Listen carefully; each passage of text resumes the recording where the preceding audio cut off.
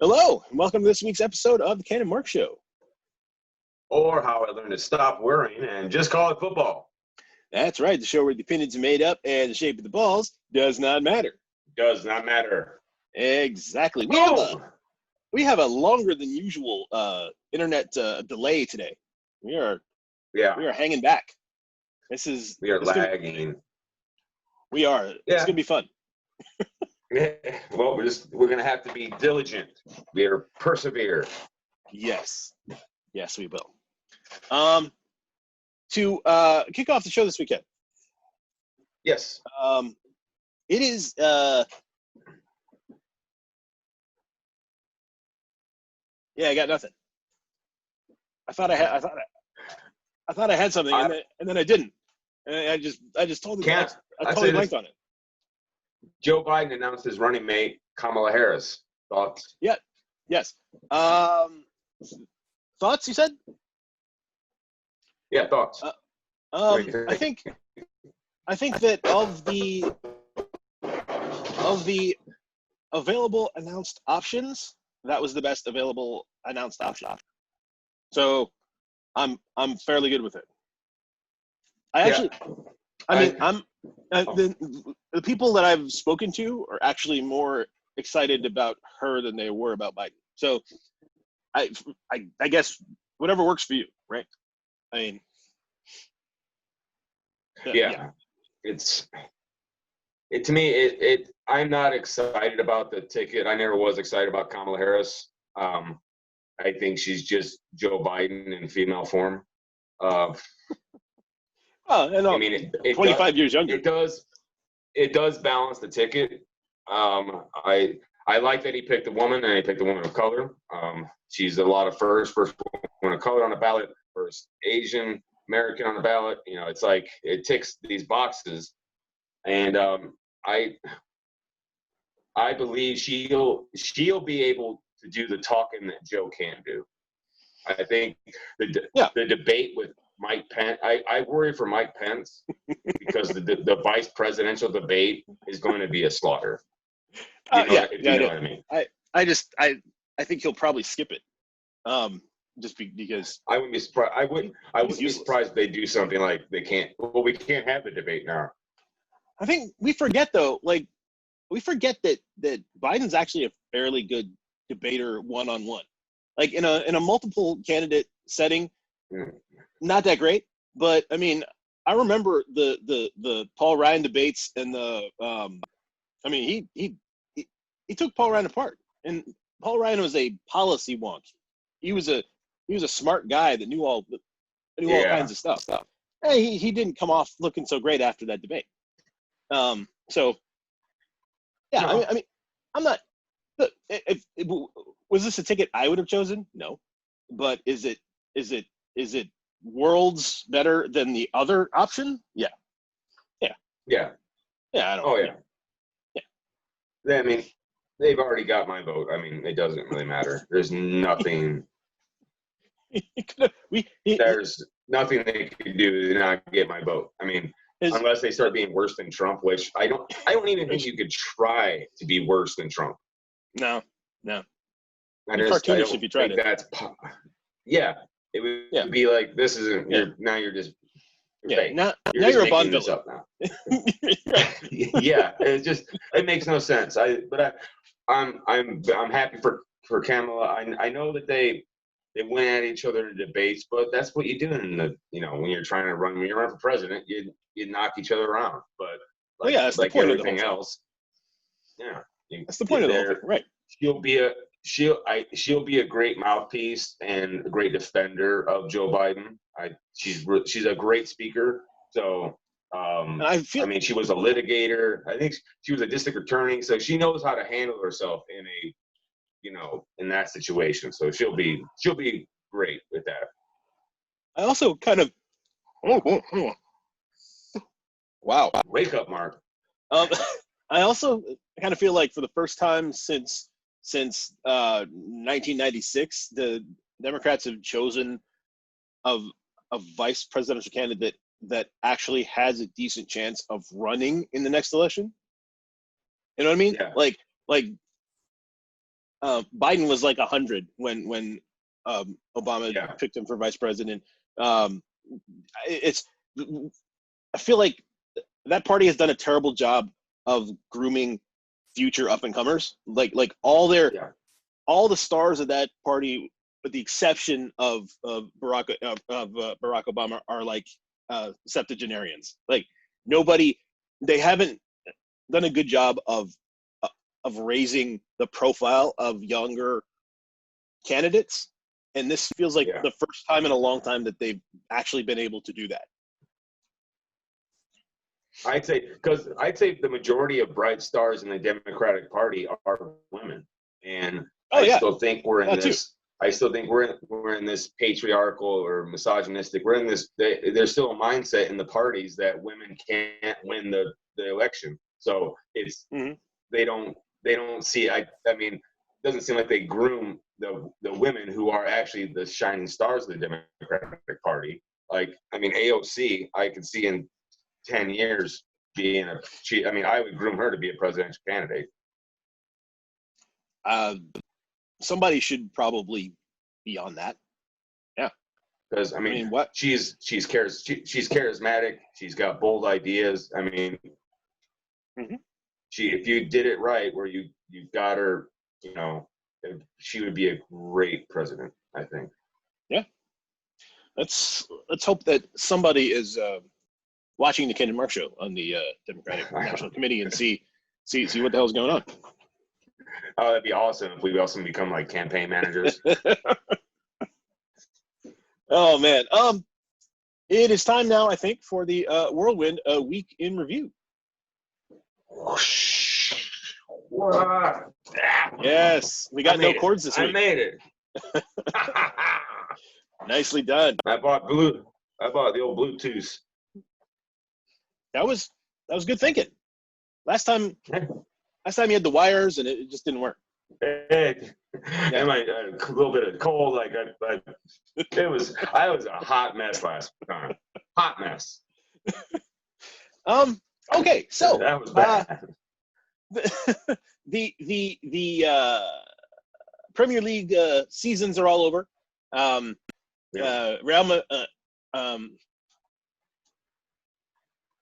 Liverpool, champions of England, Bayern Munich, champions of Germany, Real Madrid, champions of Spain, and Juventus won their 8th straight Serie A title, something ridiculous like that. They won their 8th straight. They won their 8th straight title. They advanced to the Champions League knockout stage, and they fired their manager all in the same day. So, what's going on there? Well, they lost. They lost. Juventus lost. They lost their final game. They won. Yeah, they won. They lost their Champions League game. Well, okay. And that's why they fired. That's why they fired. Sorry. Because they were leading it when I left it. So I guess they must have busted afterward. But so we're now into the sudden death round of the Champions League. They decided that this year they're not doing 2-leg matches. They're just going to do sudden death match at a neutral site. Which makes sense. Yeah. You don't want to drag this out any longer than you have to. It kind of changes the dynamic a little bit, right? Like you can't afford to just sit back and hope something happens, right? You kind of got to be aggressive about it. No. You totally. I mean, good thing about it is all these teams have single elimination tournaments in their home country. They all have cup competitions in their home country. So It's not these teams. It's not oh my God, this is so different from what we do. They're all used to it. I think the players are tired. This season has, we've had with the start and the stop of the pandemic. And I want to say congratulations to Europe for getting their virus under control, where they can have these matches and have some travel. That's been, a beautiful thing. I mean, we can't even have a couple baseball games before all the team gets COVID. I mean, oh God. Is there a bigger disaster right now than Major League Baseball?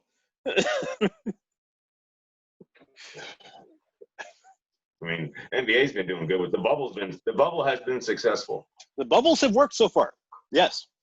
But it's been easy because, I mean, basketball, smaller teams, and all you need is a basketball court. In baseball, you need a big stadium to play it in. I mean, it's hard to do a bubble. It's hard to do a bubble with baseball. But yeah, the Champions League, so far we got PSG won their match today. You got Leipzig and Atletico Madrid. Then it appears the juicy tie of the quarterfinals is Barcelona and Bayern Munich. Yeah. Then Manchester City versus Lyon. Lyon was the team that beat Juventus. Yes. So that's our quarterfinal. All right. I was hoping that the Barcelona Bayern Munich matchup would come later, but I guess it's going to happen at some point. It is. It is what it is. It is what it is. It is what it is. That's going to be an interesting one to see. Sudden death. Who presses a little harder, because Bayern Munich all season has kind of been guns blazing. We're coming at you. We don't care that we really can't play defense. We're just going to score 18 goals. And so I'm kind of interested to see how Barcelona holds up against that. It's definitely going to be an interesting matchup. I've got a feeling I bet it'll be like a 5-3 or a 4-2 or something. There's going to be some goals scored in that game. I don't see it becoming a defensive stalemate. No. Did you see the goal that Messi scored in the knockout match against what was it? I heard about it. Did you watch the clip? I forget. No, I haven't seen the clip, but I heard it was against Napoli. Yes. He literally took out 6 defenders. It was ridiculous. Absolutely ridiculous. Then he fell down at one point, and it fell down. Yeah, we are living in a time when we got to see Leo Messi and Cristiano Ronaldo play football in the same years. And it's just ridiculous. I just wish Juventus could have won their match. So I wanted to see a Barcelona Juventus matchup. That would have been cool. Yeah, I want to see those. I want to see, because I mean that's what I miss with Ronaldo being on Real Madrid is those. I mean, it made El Clasico like that much better when you have arguably the 2 best players. I would almost say I would go as far as say as all time. I would say Ronaldo and Messi are the 2 greatest players of all time. You would not get any disagreement from me on that. I would say there'll be pushback with Maradona and Pele, but I'll put it like this: Messi and Ronaldo are the best of all time because of this. They're playing today. In today's game, everybody is fit. When everybody takes off their shirt at the end of a match, everyone has 6-packs. The sports nutrition, the training, everything is top notch. The top peak of science. Back in the day, guys were still smoking and drinking before the match. Like, it's a different game. Now people will say, well, sports, you could get murdered. They could tackle you. They could tackle you for days. But if you can't touch you, they can't tackle you. Sports never get smaller, weaker, and slower. They always get bigger, stronger, and faster. So if you are the best now, you are better than a player who was the best then. It's just how it is. There's nothing against Pele, nothing against Maradona, nothing against Cruyff. I mean, but it's just, could those guys play today? Yeah, because imagine like Pele with today's training. Imagine Johan Cruyff with today's training. With today's, I mean, it would. Imagine George Best with all the drugs that we have today. I mean, he'd love it. And I mean, 25 years from now, we're going to be talking about 2 other guys being the greatest ever. Yeah, that's how it goes. It's just because, I mean, there's so much money in the sport, which brings up the competition, which brings up everybody's level. I mean, even some of the worst teams in England right now probably could beat some of the best teams back in the day. Oh yeah. That's just how it goes, man. It's just how it goes. Europa League, we have a chance for Manchester United to play Manchester United B team in the final. I saw that. You guys have you guys seem to have figured it out. Next season is going to be quite the season in the EPL. We barely beat Copenhagen. It took a penalty and extra time to get past Copenhagen. We're in the semifinal where we play Sevilla, and Inter Milan plays. Who does Inter play? 1 second. Inter Milan plays. Oh, Shakhtar Donetsk. Okay. So. Now, Inter is creepy and good. That is. Oh, yeah. Well, they should be good. They have most of United's cast-offs. I'm not sure why we only did business with them. They have Ashley Young, Romelu Lukaku, and Alexis Sanchez. And Christian Eriksen, right? Yeah, and Christian Eriksen. Yeah. So they've got half a Premier League squad. I want that. Yeah, I want that matchup so bad. I want to play Inter in that final. I know the Europa League is the NIT of it, but still, it's still a trophy, and I want one. I want a trophy. Over here on this side of the Atlantic, Ken, the NHL playoffs have officially started. The qualifying round is over. The Toronto Maple Leafs, Ken, set NHL playoff record. They were down 3-0 with 3 minutes left in the game. They came back to win.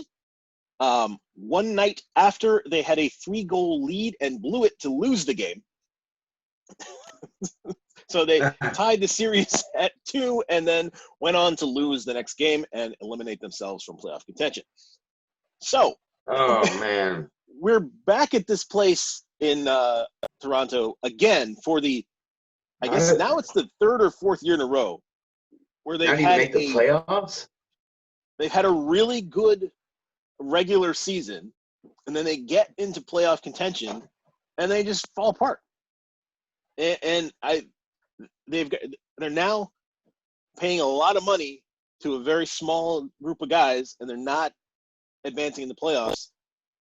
It looks like they're back in rebuild mode again. Yeah, I mean, I could fire the GM. I mean, I'm sorry. With that talent on that team, there's no reason it shouldn't be in the playoffs. There's no reason for Toronto not to be in the playoffs.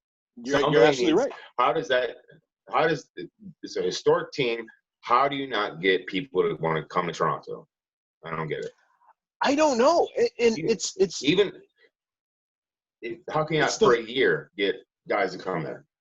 Mercenaries. Buy the mercenaries for a year. It's the most valuable team in the league in terms of dollars. The Hockey Hall of Fame is in Toronto. They sell out every game, even though even when they're terrible. Fans want a quality team there, and I mean, for the last 2-3 years, they've had one. They just cannot. They cannot get out of this hole they're in. Yeah, it's crazy. 2 other major playoff qualifying upsets. The last place and not even supposed to be in playoff contention, Chicago Blackhawks and Montreal Canadiens knocked out the Edmonton Oilers and the Pittsburgh Penguins, the top seeds in their groups, to send them packing for the 2nd straight year. The Penguins last year were eliminated by the last place team in the conference as well.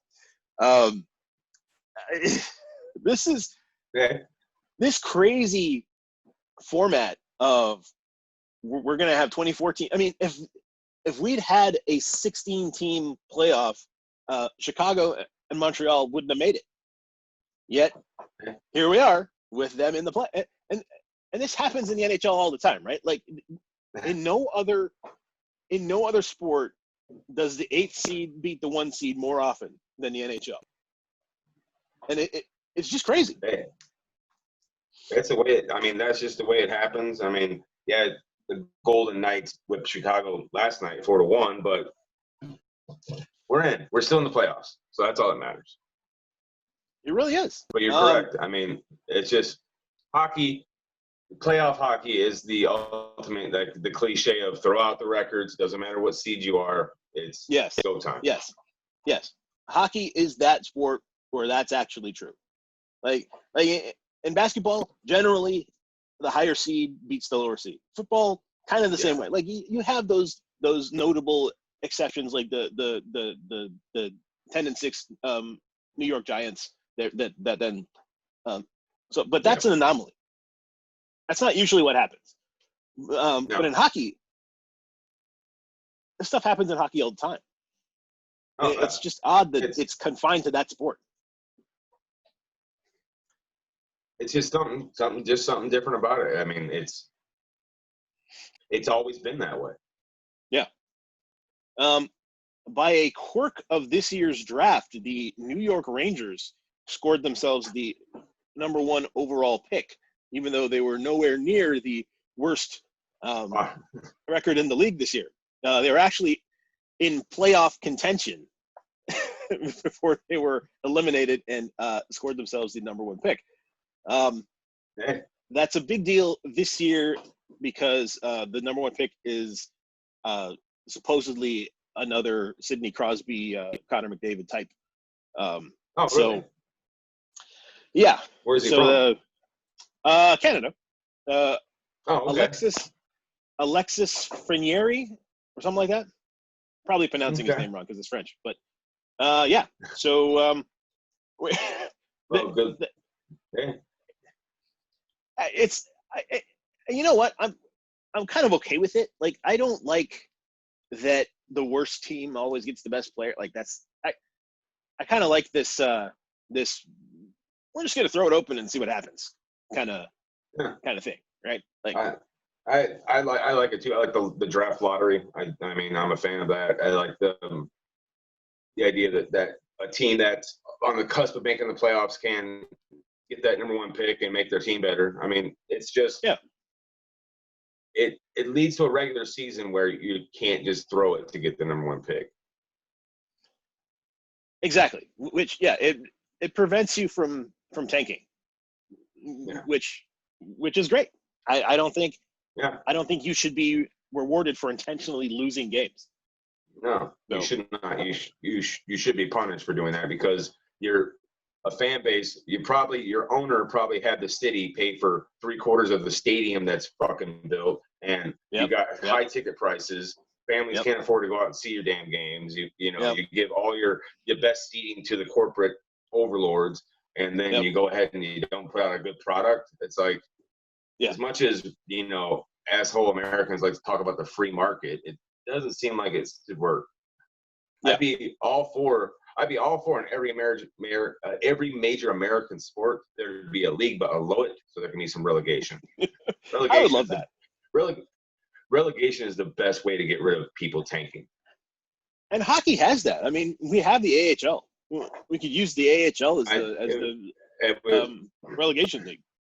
And it's not like people go to watch the AHL. I mean, it's not like it's a fledgling league. They get attendance, so it's like it's been around a long time, and they have a lot of teams with history. And they would get a lot. I guarantee they get a lot of press when the Maple Leafs go there.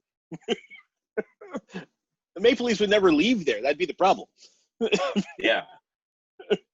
Maybe they could win. They could probably win something down there. Maybe.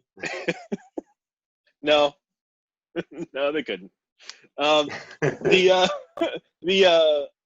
Winnipeg Jets lost 2 of their top 3 players to injury in the first playoff game, and therefore went down 3-1 to the Calgary Flames and were eliminated.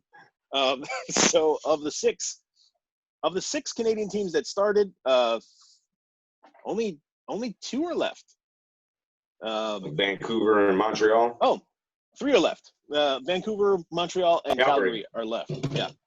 The Flames, baby. The Flames. Vancouver is a bit of a surprise.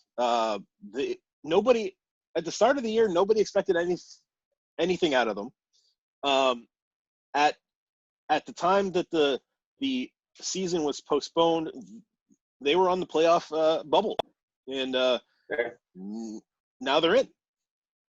So you can see this happen every sport has had this happen that has had a stoppage. There are teams that weren't doing as well. There's a stoppage. Some teams kept it together or fixed what they needed to fix. Maybe got some players back from injury. Maybe were able to practice and hone some of their craft, and maybe get the coach was able to get through an idea that he wasn't able to get through during the season. And that's what those teams turned it around. Teams that weren't, worth the crap during the season turned it around. Yeah. Yeah. It's been quite the story for them this year. We'll have to see what comes of it. College football, Ken. We may or may not have it. We don't know. Well, of course, I believe if they play, they should postpone it to the spring and then see where we're at in spring. I know. Sorry. So the Big Ten has announced that they are postponing their season. The Pac-12 players have kind of formed like a union, and they've kind of said like, we're not gonna play unless we get a cut of this deal. So I mean, either way this goes, I think a cut of the deal, like money. Yeah. So I think that really, either way this goes, we have seen like the NCAA's days are numbered. The idea of amateurism in college football, those days are numbered, because if anything has come out of this whole deal, players have discovered that they have some power, and I don't think they're going to let that go. They need to realize they hold all the cards. I mean, yes, I understand that these organizations are there. The only way they're able to play this game is because these organizations have these, all the infrastructure in place for them to be able to play and be seen on television. But they can have all the infrastructure they want. Without players, you don't have a game. Like, that's what the players need to understand. They are yes, those guys hold some cards, but the majority is in the players' hands. Now, the only reason they play this season, college football, for one reason, money. Because college football funds all the other sports. It funds scholarships. It funds the school. Mm-hmm. So don't tell me it's about don't want to hear anybody say it's pride of the sport, or it's for, all the rah-rah bullshit, or for the good of the nation, to heal the nation to play college football. No, it's about money. That's all it is. And that's the thing, right? Like now, if that wasn't obvious before, it's painfully obvious now. There's no other explanation. The Big 12 has come out. Of course, the Big 12 has said this, that they're going to play a season. It's like, well, if you're going to play a season when you're the only conference that plays, of course, they're talking about forming a super league now between like the Big 12, SEC, and maybe the ACC, and like I think the moving ACC teams says around. They're playing too. It's not going to work. Notre Dame has been open for 4 days, and they already have 40 COVID cases. Really? I mean, you can't have this many. There's been schools in Georgia open up. You don't think there's going to be one kid goes in there, one case walks in your building. Yep. And you might as well just give it to everybody. Yeah. I mean, it's like how do you social distance in a dorm? You think college kids are gonna wear their masks around the dorm? Really? No. Really? It's just like it's just stupid. And what happens when? Okay, I know that you have a very low chance of dying when you're a young person, below the age of 30 or something like that. Or even what happens when somebody 20. does? What happens when somebody does? When one person, what happens when that first college player died? That didn't have to. Exactly. Well, they're a college player. Their parents won't get compensated. No, since they're amateurs, it's just they're gonna die for their school. And if you're that school, man, if I'm recruiting against you, I'll be like, that's the school that let a kid die. Why would you want to go play there? Exactly. It's just they were so irresponsible. They let their athletes die. We're not gonna do that at our school.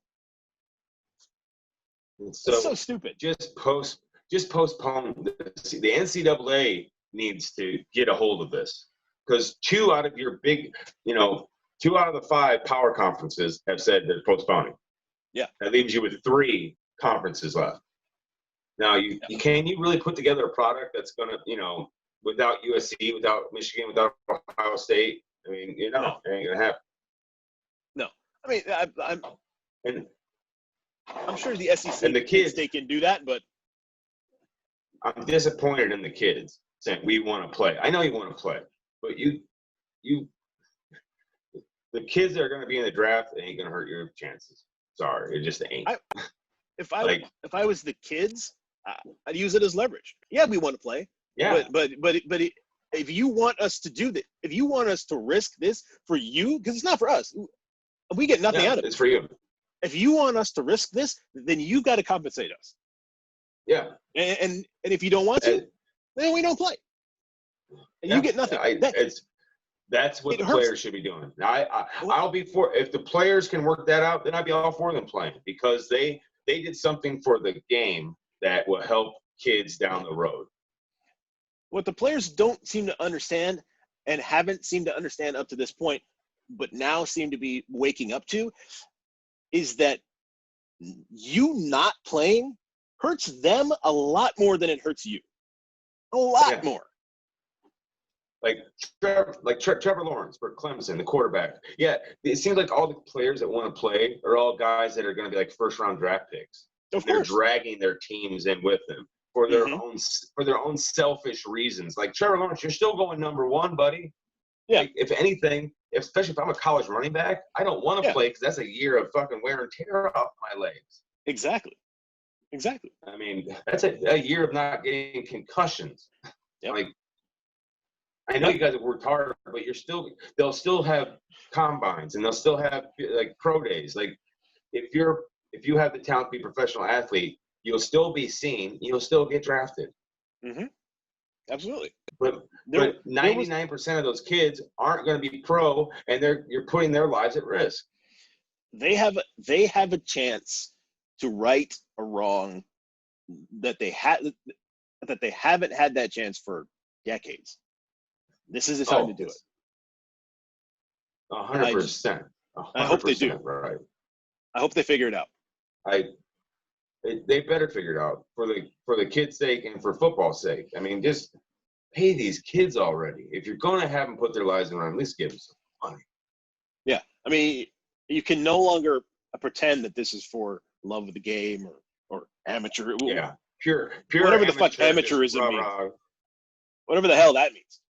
like we're playing Thanksgiving football in the park or something. Yeah. Like, come on. Last time I checked, 100,000 people don't buy tickets to go watch amateurs play a sport. Exactly. What else happened? In the sports. Basketball. Actual NBA playoffs are starting late this week. Giannis Antetokounmpo headbutted somebody yesterday, and he's been suspended for the last pre-playoff game, which Bucks don't care. They're first overall, they're first place anyway. Do you have any predictions on the NBA, Ken? Looks like you have the Bucks in first, Raptors. They're on the Raptors, with losing Yeah. Who was it? Kawhi. Leonard. Yeah. We're losing him and being second place in the East. I mean, that's really I mean, good. I'm still not sure what to make of that team. Like, what if they get to the finals again this year? Like, were we overestimating Kawhi Leonard all year last year, or what's going on? No, because he made the Clippers in second place. I'm just saying. That's true. Okay, yeah, true. I'm gonna say LeBron gets another ring. He gets a pandemic ring. You think so? Yeah. I mean, they're in first place. Why not? I mean, I'm going out on a limb taking the first place Lakers. I mean, wow, I'm really stretching it for the first place Lakers that have lost 18 games. I mean, I'm really putting myself. I'm putting myself out there, Mark. Supporting LeBron James and the Lakers. I mean, of all the things I could have done. So here's what I think that you're probably right. I think that this layoff was the absolute best thing that could have happened to LeBron James. LeBron James is 36? Oh, yeah. 37? Yeah. He's not going to – the idea that he was going to play a full 82-game season, week after week after week, and then go to playoffs and have all the energy. And then title. Ride that into the playoffs? No. Yeah, not going to happen. But the fact that you had 4 months off. Break. Yeah. He is fresh. He's fresh. It's a brand new season. It's basically a brand new season for him. Yeah. Yeah. So a well-rested LeBron is going to win a title. You're probably right. Yeah. Like you said, you're not really going out on a limb on this one. But yeah. Okay. What happened how is Golden State in last place? They lost Curry, Thompson, and Green to injury for the first 40 games of the season, and so they were absolutely awful for the first. Yeah. Say no more. Yeah. Okay. So they'll be up for getting number 1 draft pick. Yeah. Wow. That's crazy. Before the season stopped, I think they had won 8 games. It was something ridiculous like that. Wow. Yeah. That's insane. That's nuts. But they'll get a good player. Now you're going to get a great player from college on that team. Yeah. That ain't right. That ain't right. Sometimes things work out. Yeah. I mean, wow. Oh man. I think that's going to do it for the Whirlwind weekend review here. All right. Wow.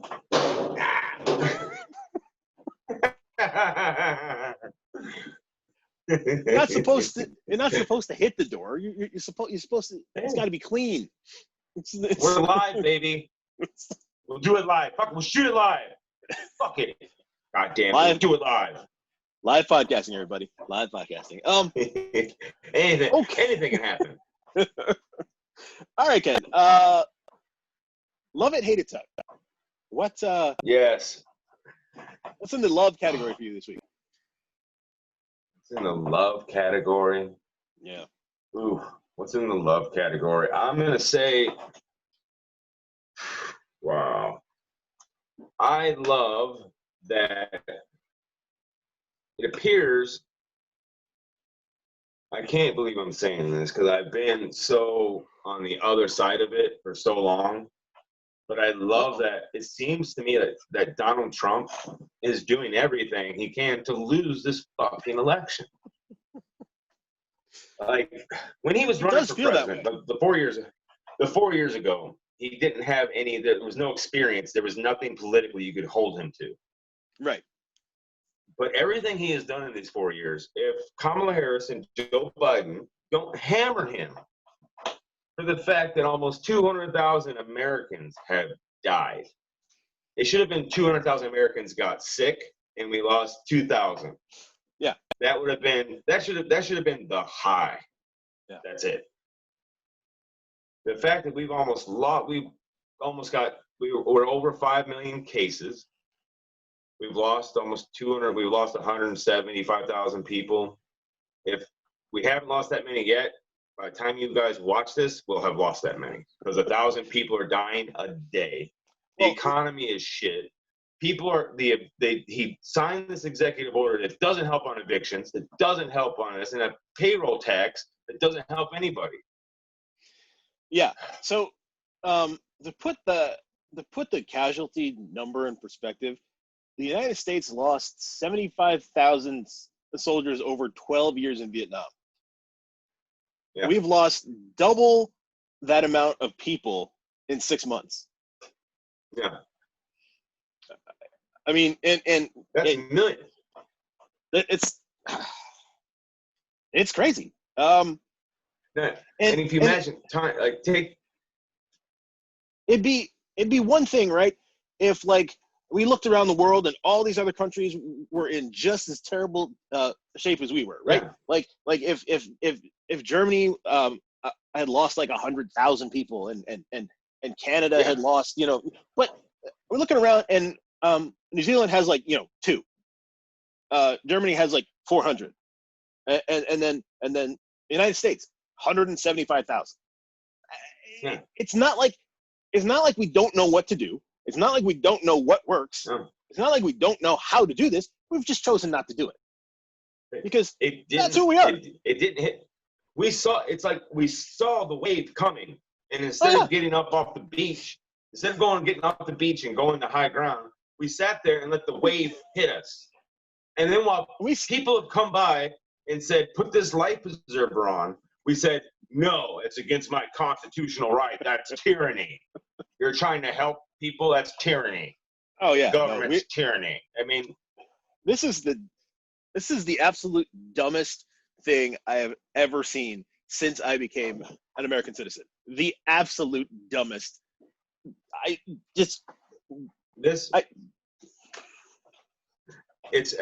can't.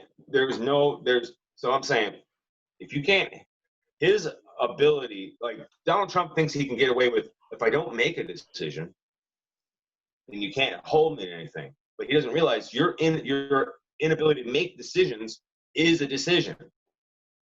Yeah.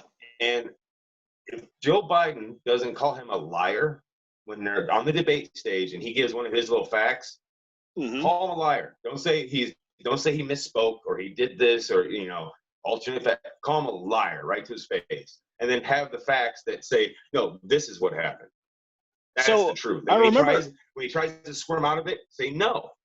So I remember the 2012 vice presidential debate where that is exactly what he did to Paul Ryan. Paul Ryan would quote some bizarre statistic, and he would interrupt and say, "Nope, that's not right.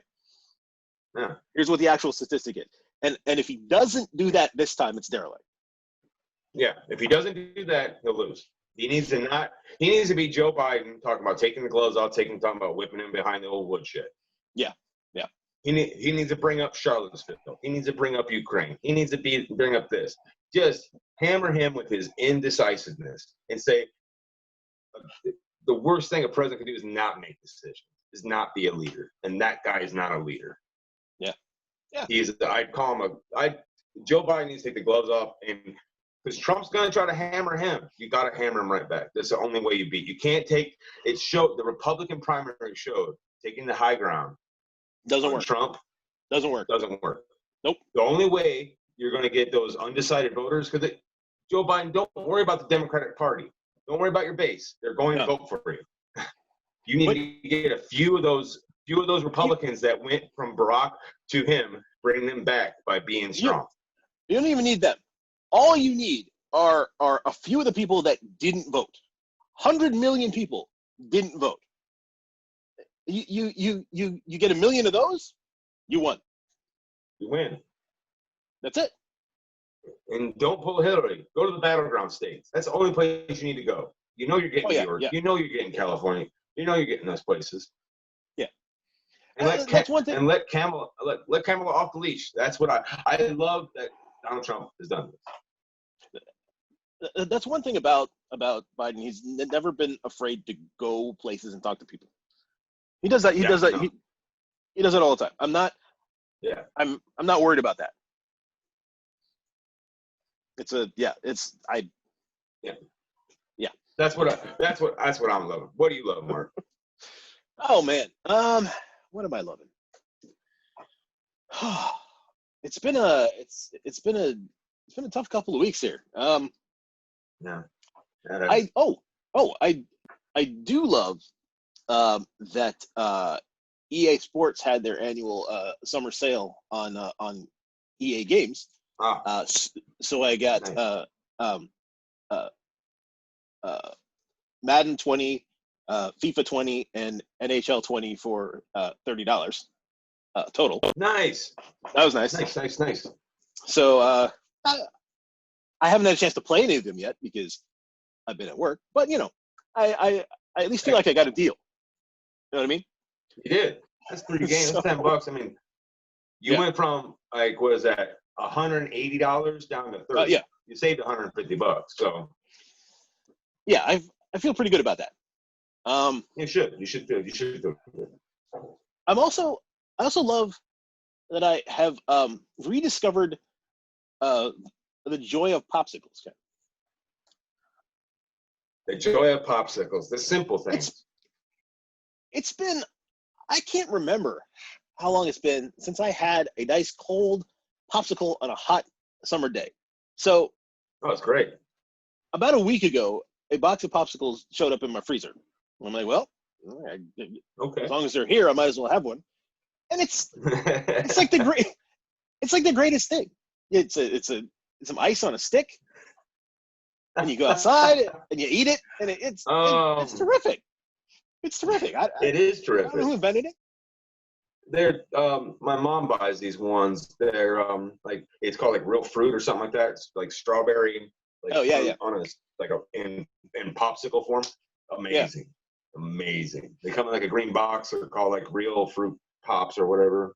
Highly recommend. Yeah. Highly recommend if you like strawberry. If you like strawberries. I do like strawberries. But sometimes you can't beat. Sometimes you can't beat a classic fudge pop. Those are always good. Oh, the fudge pop. I used to always try to buy a bomb pop. I love bomb pops. I don't like the dreamsicles. I'm not into the orange cream stuff. That's kind of weird. No. Yeah. But give me a good. I want some popsicles. I don't want it soft. Yeah. No, I don't want to have to push it up. I don't want to have to push it. I just want it to be there. Exactly. That's delightful. Very delightful. What do you hate this weekend? Whew. That's a rough one. Okay, what do I hate this week? How will you narrow this down? What do I hate? Well, I hate Republicans. I'm gonna say that. Let's say half of our nation. Well, they say they're half our nation. It's half of the electorate because I doubt everyone's Republican. I hate the fact that they're playing politics with people's lives. But what I mean by that is Democrats in the House passed another stimulus bill, another coronavirus bill. Mm-hmm. And they had it passed back in March or May. It was the end month. But Republicans that control the Senate had all this time to negotiate, to do their job. And they couldn't get a bill passed. Because there are some Republicans that are up, some Senate Republicans that are up for election. So they want it to go past. Then there's ones that are safe for about 4 or 5 years. They don't want it to pass because now they're becoming fiscally responsible during a pandemic. Now that they might lose the presidency, now they're concerned about fiscal responsibility. Yeah. You see how that works? Let's see. I love how their fiscal responsibility means tax cuts, which lowers revenue, which means you can't provide people services when they need it, because everyone has the ability to take care of themselves because everyone gets paid so well. That's why they didn't realize how much people got paid. This is how disconnected the Republican Party is from the regular American people, especially in the executive branch. They gave people $600 on top of unemployment payments. And we're surprised to find out that was more than some of them made in a week. I know, right? Because they didn't realize how much they thought that $600 was so small and insignificant. They didn't realize people were getting paid so low that they'd be like, well, why would I go back to work? A lot of people, what assholes that sit there and say, I want to give people so much because I don't want to pay them not to work. People want to work. There's nobody that's unemployed that doesn't want to work. Well, there are a few people, but there's always a few people. There's always right. There are people working right now that would prefer not to work. I mean, but the vast majority of people want a job. They want to earn something, but it only makes ask anybody financial sense, if I can make more on welfare or on unemployment versus the job that I'd be qualified for or work at, what are you going to do? Let me tell you something. It just trickle down economics and the idea that poor people don't want to work are the two greatest economic frauds ever perpetuated on the people of the United States. It is absolute garbage. Absolute garbage. People don't want to make more on unemployment. People would rather work. It gives them a sense of purpose. What they want is to get paid enough to live at their job. Okay? They don't want to have to work 7 jobs to afford an apartment. No, you shouldn't. A person shouldn't have to do that. And you shouldn't have to work more than one job. In a society, in a culture that claims we value work, if we valued work, we would put a monetary value on it, which we don't. Yeah. It's exactly. It's not very complicated. If you want people to work, pay them to work. Pay them. And I'm not talking about making people millionaires. Everyone shouldn't be a millionaire. Of course, maybe I think everyone should be able to live to a higher standard because we have the ability in this country, in the richest nation in the world, when only like 4 people own as much wealth as like the bottom 150 million. Something wrong with that math. But anyways, I digress. People should, the minimum wage, prices should be kept the same. People, because one thing I don't understand about Republicans and their math. We are a consumer-based capitalist economy. When you give people money, they spend it. Imagine if the lower and middle-class people had more money, they would spend it. They would buy things. And that people who own those businesses would make money because people would buy their products instead of not being able to buy their products. They would make more money because the money that those people would get would go right back into the economy. Why don't they understand that? Well, again, it's a fundamental misunderstanding of poor people. Like, rich people assume that everybody's like them, right? Rich people assume that they all save that if you got more money, stocks and stuff. Exactly.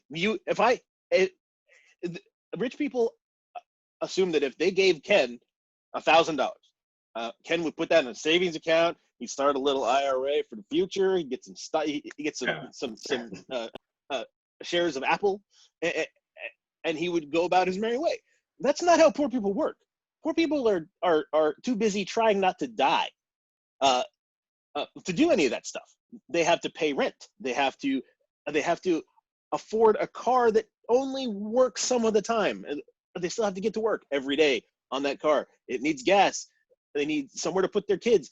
Everything that they get goes right back out. And I right back. Yeah. It's just people with money not understanding and not caring to understand people that don't have money. Yeah. They're out of touch with the normal American, and they are so far out of touch. Seems like Democrats seem to elect people that come from their lifestyle. Like AOC was a waitress, and these, the people that came from the economy decided they didn't like what was happening. They run. Republicans only run like Ivy League graduates that have a trust fund and they have a silver spoon in their mouth. Well, so this is the thing, right? So just a side note, this is the first presidential ticket since, what is it, 1940 something, that does not have an Ivy League grad on it. Oh my God. Yeah. Wow. So conservatives always tout working your way up, like you work hard and you make something of yourself and you become something. So when a waitress works her way up to be congressperson, they trash her for it and say, "Oh, she's just a waitress. She doesn't know anything." What do you want? Do you want people to improve themselves, or do you not? I'm confused. What is it you want? No. They they want to hang on to that narrative. They want to hang on to that narrative. That's all they want, because it makes them feel better when they're right. Like, they want the welfare queen, even though more white people are welfare queens than minorities. They want that narrative that, they always will champion the guy that, grew up and become a businessman. He made his own business and makes all this money now. That's the only thing they champion. They champion money and the ownership of property and the ownership of a lot of money. That's the only thing that Republicans care about. And they only care about if a certain few people have it. Sorry, what do you hate, Mark? So I hate that COVID may have killed the movie theater, Ken. I don't know if we're ever going back to the movies. Don't say that, Mark. Don't say that. So somebody announced, some studio announced a week or so ago that they're not going to release films to AMC theaters anymore. They're just not going to release films to theaters anymore. They're going to go pay-per-view or streaming or some other distribution method. And I'm thinking, like, have we finally got to the point where our televisions are so good and our broadband is decent enough that nobody wants to leave the house for a communal movie experience anymore? Yeah, I mean, to me, I wish they would I understand why most people, they don't care. They're not, they go to see the movie just to go see a movie. Like, they don't, like, we love movies in a different way that most people do. I think the way you can get them back is, it's a communal experience, but to me, megaplexes that have taken over the movies, it's more like drive-through movie going. It's the lavishness and the experience of it is gone. Like, the whole thing of dinner and a movie, I think if movie palaces could make it to where, like, out in California, there's these arc lights, and they have restaurants and bars in them, and they're nice. They're megaplexes, but they're really nice. I mean, those arc lights, fucking, they have. When you walk into them, you have, like, you've got props from movies up, and you actually have nice, good food at these restaurants, and I mean, full bar. I mean, they're basically. It's an experience going to there and going to see a movie. Yeah, I went to one in Toronto the last time I was there, and so you can, like, order from your seat, and they'll bring you the food, and you got a recliner, and you got all kinds of, and it was cool, man. Like, I couldn't afford to do that for every movie, but I think that, you can scale that. You can scale that down. Yeah. It was a cool experience. I mean, I haven't watched a movie that way before, and it was fun. I really do hope that they can figure out some way to keep the theater experience alive. Because I don't want it to go away. They need to make how IMAX isn't available in more theaters is absurd to me. Why every major movie megaplex hasn't installed a IMAX theater? I think it's just expensive. Still, I mean, I don't know, but you'll get your money. You charge what, $30 for the ticket? You'll get your money back. Yeah. IMAX is an experience. Yeah. Like, I would go see 2 or 3 IMAX movies a year. I would pay $100 to do that. Yeah. Yeah. I mean, maybe there's some movies that are like Christopher Nolan's movie shot in IMAX. A director like that, I want to see it in the form that he intended it to be seen. Yeah. I mean, maybe the deal is that 70 millimeter is just so hard to shoot that people don't do it. I don't know. And you just got to find characters that can fill that frame. I mean, it's hard, but it's doable. Yeah. I hope it doesn't go away. I think they need to make it more of an event. And there needs to be, more specialized screenings. Maybe there's more of a dinner. Maybe there's more food into it. Maybe there's more party. I don't know. I don't know. And maybe there's more things that you can watch in the theater. Why couldn't events. Why couldn't you broadcast playoff games on the big screen in a theater? Why couldn't you do that? I mean, that would make sense, right? And maybe set it up to where instead of the classic movie theater, take one of your movie theaters, pull out those seats, flatten it out, put up tables, and maybe, put concerts up, have a little dance floor, make it a utility room where you can show concerts, sporting events. It's not just a row of seats, because every weekend there's sporting events. During the day, you could fill that, I'd say 4 out of the 7 days a week. Yeah, I think you could. If promoted correctly. Yeah. Maybe we just need someone to try it and see if it works. I don't own a theater, so I don't know. But I think it could, if you can turn it into a place that's and more of a destination where you want to be at, instead of just I go here to see movies and that's it. Maybe it's because most when they build these stadiums, they're not just to play football. They'll pull that field out and have monster truck rallies. They'll have concerts in there. Yeah. Even those big venues are for more, they're more utility venues than just for one thing. Right. I don't know. Maybe I'm crazy. We all might be crazy at this point. Who can tell? I don't know.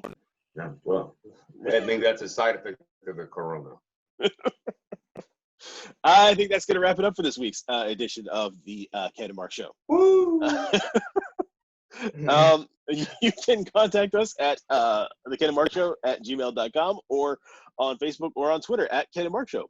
We are available for download on iTunes and Google Play and radio.com, and at the original podcast page, the Ken and Mark Show.libsyn.com, and for this episode libsyn.com on the YouTubes for this episode, YouTube, the previous episode that I haven't put up yet. Ken and Mark Show YouTube page. Yes. Make sure to like and subscribe. Like and subscribe, everybody. I've always wanted to say that. Can you do that? Is that a thing? Yeah. People do that. It's on you. We have a YouTube page. Oh, okay. Like and subscribe. Comment. Okay. Yeah. That'd be cool. Tell us how shitty the show is.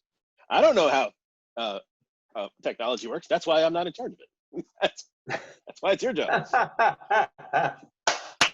I just edit the stuff. Oh, After that, it's out of my control.